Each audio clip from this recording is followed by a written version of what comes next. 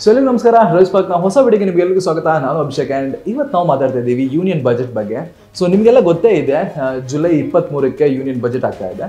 So budget ಅಂದ ಕೂಡಲೇ ಎಲ್ಲ ಕ್ಷೇತ್ರದವರಿಗೂ ಎಲ್ಲ ಕಡೆಯವರಿಗೂ ಒಂದು ಎಕ್ಸ್ಪೆಕ್ಟೇಷನ್ ಇರುತ್ತೆ. ಸೊ ಕೃಷಿಯಿಂದ ಆಗಿರ್ಬೋದು ಅಥವಾ ಬೇರೆ ವರ್ಕ್ ಆಗಿರ್ಬೋದು, ಇವರಿಗೆಲ್ಲ ಒಂದು ಎಕ್ಸ್ಪೆಕ್ಟೇಷನ್ ಎಲ್ಲ ಇದೆ. ಸೊ ನಮಗೂ ಇದೆ ಒಂದಷ್ಟು ಎಕ್ಸ್ಪೆಕ್ಟೇಷನ್ಸ್, ನಮಗೂ ಇದೆ ಹೇಳೋದಕ್ಕೆ. ಆ್ಯಂಡ್ ನಾವು ಕೂಡ ನಿರೀಕ್ಷೆ ಮಾಡ್ತಾ ಇದ್ದೀವಿ. ನಾವು ಅಂದರೆ ಆಟೋಮೊಟಿವ್ಸ್, ಅಂದರೆ ಆಟೋಮೊಬೈಲ್ ಬಗ್ಗೆ ಇಷ್ಟ ಇರೋರು, ಹೊಸ ಕಾರ್ ಬೈಕ್ನೆಲ್ಲ ತಗೋಬೇಕು ಅಂತಿರೋರು. ಸೊ ನಮಗೂ ಒಂದಷ್ಟು ನಿರೀಕ್ಷೆಗಳೆಲ್ಲ ಇದೆ. ಆ್ಯಂಡ್ ನಾವು ಎಕ್ಸ್ಪೆಕ್ಟ್ ಮಾಡೋಂಥ ಒಂದಷ್ಟು ವಿಷಯಗಳನ್ನ ಈ ಒಂದು ವಿಡಿಯೋದಲ್ಲಿ ನಾನು ಚರ್ಚೆ ಮಾಡ್ತಾ ಇದ್ದೀನಿ. ಸೊ ಬನ್ನಿ ವಿಡಿಯೋ ಶುರು ಮಾಡೋಣ.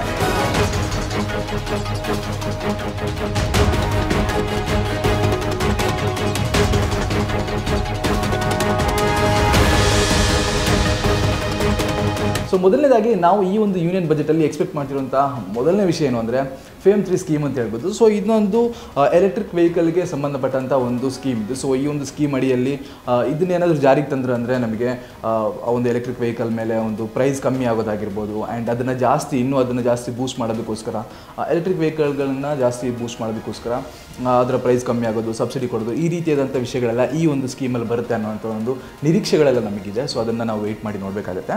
ಆ್ಯಂಡ್ ಎರಡನೇ ವಿಷಯ ಏನು ಅಂದರೆ, ನಾನು ಆವಾಗಲೇ ಹೇಳ್ದಂಗೆ most of the things electric ಬಗ್ಗೆನೇ ಇರುತ್ತೆ ಅಂತ ನನ್ನ ಒಂದು ಅನಿಸಿಕೆ. ಆ್ಯಂಡ್ ಇನ್ನೊಂದು ವಿಷಯ ಏನಂದರೆ, ತುಂಬ ಜನ ಹೇಳ್ತಾ ಇದ್ದಾರೆ ಈ ಒಂದು ಯೂನಿಯನ್ ಬಜೆಟಲ್ಲಿ ಪೆಟ್ರೋಲ್ ಆ್ಯಂಡ್ ಡೀಸೆಲ್ನ GST ತರ್ತಾರೆ ಅಂತ. ಸೊ ಆ ಥರ ಏನಾದರೂ ತಂದರು ಅಂದರೆ ನಮ್ಮಂಥವ್ರಿಗೆ, ಅಂದರೆ ಈ ಬೈಕ್ ಮತ್ತು ವೆಹಿಕಲ್ಗಳನ್ನೆಲ್ಲ ತುಂಬ ಇಷ್ಟಪಡೋರಿಗೆ ಅದೊಂದು ತುಂಬಾ ಒಂದು ಬಂಪರ್ ಆಫರ್ ಅಂತಲೇ ಹೇಳ್ಬೋದು. ಯಾಕೆಂದರೆ ಪೆಟ್ರೋಲ್ ಮತ್ತು ಡೀಸೆಲ್ GST ಅಂಡ್ರಲ್ಲಿ ಬಂದರೆ ಅಮ್ಮಮ್ಮ ಅಂದರೆ ಏನಿಲ್ಲ ಅಂದ್ರೆ ಒಂದು 60-70 ರೂಪಾಯಿಗೆಲ್ಲ ಪೆಟ್ರೋಲ್ ಮತ್ತು ಬರುತ್ತೆ. ಆ ಒಂದು ಕಾಲಕ್ಕೆ, ಅಂದರೆ ಹಳೆ ಕಾಲಕ್ಕೆ ನಾವು ಮತ್ತೆ ಹೋಗ್ಬೋದು ಅನ್ನೋವಂಥ ಒಂದು ಆ ನೊಸ್ಟಾಲ್ಜಿಕ್ ಫೀಲನ್ನು ನಮಗೆ ಸಿಗುತ್ತೆ. ಸೊ ಹಾಗಾಗಿ ನಾವು ಅದನ್ನ ತುಂಬ ಎಕ್ಸ್ಪೆಕ್ಟ್ ಮಾಡ್ತಾ ಇದ್ದೀವಿ. ಮೇ ಬಿ ಇವೆರಡನ್ನೂ ಕೂಡ, ಅಂದರೆ ಪೆಟ್ರೋಲ್ ಮತ್ತು ಡೀಸೆಲ್ನ GST ಅಂಡ್ರಲ್ಲಿ ತಂದರೆ ತುಂಬಾ ಚೆನ್ನಾಗಿರುತ್ತೆ. ಸೊ ಇದನ್ನು ಕೂಡ ನಾವು ಎಕ್ಸ್ಪೆಕ್ಟ್ ಮಾಡ್ತಾ ಇದ್ದೀವಿ. ಆ್ಯಂಡ್ ಇನ್ನೊಂದು ವಿಷಯ ಏನು ಅಂದರೆ, ಈ ಒಂದು GSTಲಿ EVಗೆ ರಿಲೇಟೆಡ್ ಆಗಿರುವಂಥ ಎಂಪ್ಲಾಯ್ಮೆಂಟಿಗೆಲ್ಲ ತುಂಬ ದೊಡ್ಡ ಸ್ಕೋಪ್ ಇದೆ ಅಂತ ಹೇಳ್ತಾ ಇದ್ದಾರೆ. ಸೊ EV ವೆಹಿಕಲ್ಸ್ ಅಂದರೆ ನಾವು ಜಸ್ಟ್ ಅದನ್ನು ಚಾರ್ಜ್ ಮಾಡ್ಕೊಂಡು ಹೋಗೋದು ಮಾತ್ರ ಅಲ್ಲ. ಸೊ ಇವಾಗ ನಾವೊಂದು EVನ ತಗೊಂಡ್ವಿ ಅಂದರೆ ನಾವು ಒಂದು ಕಡೆ ಇನ್ನೊಂದು ಕಡೆ ಹೋಗುವಾಗ ಅದಕ್ಕೆ ಚಾರ್ಜಿಂಗ್ ಬೇಕಾಗುತ್ತೆ. ಸೊ ಅದಕ್ಕೆ ಚಾರ್ಜಿಂಗ್ ಸ್ಟೇಷನ್ಗಳನ್ನೆಲ್ಲ ಜಾಸ್ತಿ ಅವರು ಸಪೋರ್ಟ್ ಮಾಡ್ಬೋದು ಅನ್ನೋವಂಥ ಒಂದು ನಿರೀಕ್ಷೆಗಳೆಲ್ಲ ನಮಗೆ ಇದೆ. ಸೊ ಅಲ್ಲಲ್ಲಿ ಈ EVಯ ಇನ್ಫ್ರಾಸ್ಟ್ರಕ್ಚರ್ ಬಂತು ಅಂದರೆ ನಮಗೆ ತುಂಬಾ ಹೆಲ್ಪ್ ಆಗುತ್ತೆ ಎಲೆಕ್ಟ್ರಿಕ್ ವೆಹಿಕಲ್ನ ತಗೊಳ್ಳೋದಕ್ಕೆ. ಸೊ ಹಾಗಾಗಿ ನ್ಯಾಚುರಲಾಗಿ ಎಲೆಕ್ಟ್ರಿಕ್ ವೆಹಿಕಲ್ನ ಸೇಲ್ಸ್ ಕೂಡ ಜಾಸ್ತಿ ಆಗುತ್ತೆ. ಅದ್ರ ಜೊತೆಗೆ ಇನ್ನೇನು ಅಂದರೆ, ಈ ಒಂದು ಎಲೆಕ್ಟ್ರಿಕ್ ವೆಹಿಕಲ್ನ ಸ್ಟೇಷನ್ಸ್ಗಳೆಲ್ಲ ಏನಿದೆ, ಅಂದರೆ ಚಾರ್ಜಿಂಗ್ ಸ್ಟೇಷನ್ಸ್ ಎಲ್ಲ ಏನಿದೆ, ಸೊ ಅದಕ್ಕೆ ಬರೀ ನಾವು ನೋಡೋದೇನು, ಅಲ್ಲೊಂದು ಪ್ಲಗ್ ಇರುತ್ತೆ, ನಾವು ಚಾರ್ಜ್ ಮಾಡ್ತೀವಿ ಅಷ್ಟೇ ಅಲ್ಲ, ಅದನ್ನ ಮೇಂಟೈನ್ ಮಾಡಬೇಕಾಗುತ್ತೆ. ಅದಕ್ಕೆ ಬೇಕಾಗಿರುವಂತಹ ಟೆಕ್ನಿಕಲ್ ಸ್ಕಿಲ್ ಇರುವಂಥ ಒಂದು ಯೂತ್ಸ್ ಬೇಕಾಗಿರುತ್ತೆ. ಸೊ ಇವೆಲ್ಲ ಅಂದರೆ ಒಂದು ರೀತಿಯಲ್ಲಿ ಒಂದು ಎಂಪ್ಲಾಯ್ಮೆಂಟ್ ಬಿಲ್ಡ್ ಆಗುತ್ತೆ ಅಂತಲೇ ಹೇಳ್ಬೋದು EVಗೆ ಸಪೋರ್ಟ್ ಮಾಡಿದ್ರೆ. ಹಾಗಾಗಿ ಸೊ ನಾವು ಈ ಒಂದು ಸಿಸ್ಟಮ್ ಏನಿದೆ, ಎಕೋ ಸಿಸ್ಟಮ್ ಏನಿದೆ, ಸೊ ಅದನ್ನು ಅದಕ್ಕೋಸ್ಕರ ಸಪೋರ್ಟ್ ಮಾಡ್ಬೋದು ಅನ್ನೋವಂಥ ಒಂದು ನಿರೀಕ್ಷೆಗಳಲ್ಲಿ ನಮಗಿದೆ. ಆ್ಯಂಡ್ ಅದು ಬಂದರೂ ಕೂಡ ತುಂಬಾ ಚೆನ್ನಾಗಿರುತ್ತೆ.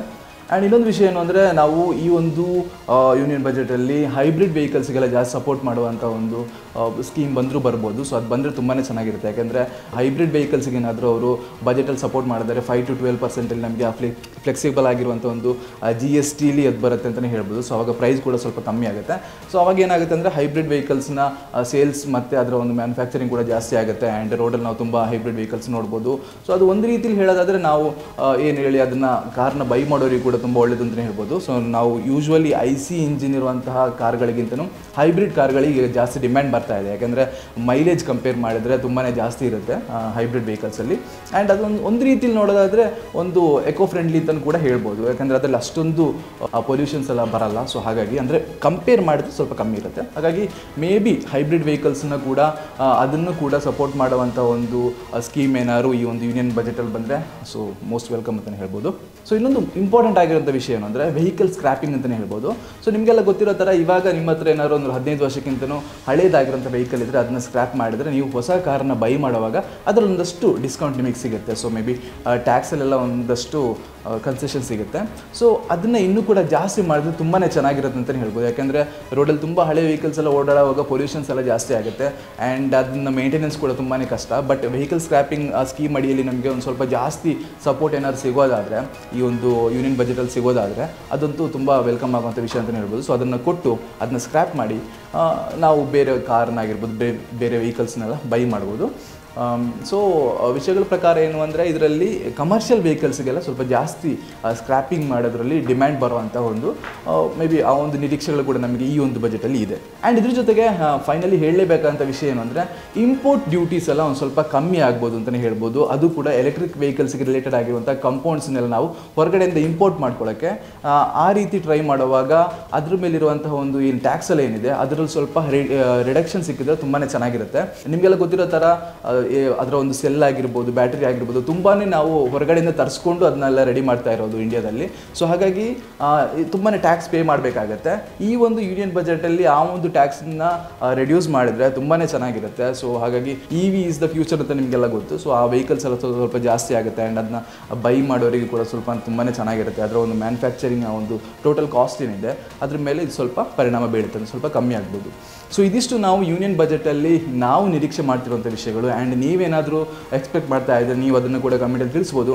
ಆ್ಯಂಡ್ ಇಲ್ಲಿಗೆ ಈ ವಿಡಿಯೋನ ಮುಗಿಸ್ತಾ ಇದ್ದೀನಿ. ಸೊ ಮತ್ತೊಂದು ವಿಡಿಯೋದಲ್ಲಿ ಮತ್ತೆ ಸಿಗೋಣ. It's me Abhishek Mohan Das signing off.